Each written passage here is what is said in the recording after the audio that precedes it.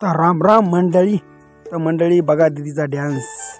तर मित्रांनो, दिवसाची सुरुवात होते मस्त आपल्या शेताकडे जाण्यासाठी, कारण की घरी सत्यनारायणाचा कार्यक्रम. मग कार्यक्रम म्हणल्यावर आता पिलं तर जरूरच लागणार.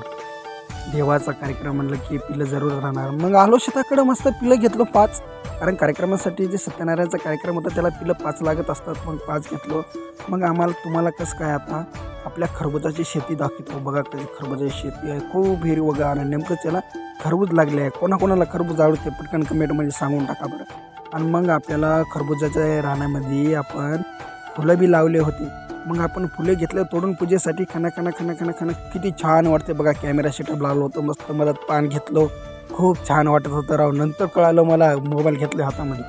मग पिलं आणि फुलं घेतलो आणि निघालो गावाकडे. मग तुम्हाला जाता जाता मस्त बघा कसं दृश्य दिसतंय छान. मग आपल्या घरी पूजेचा कार्यक्रम असल्यामुळे गावामध्ये जेवाय पण होतं.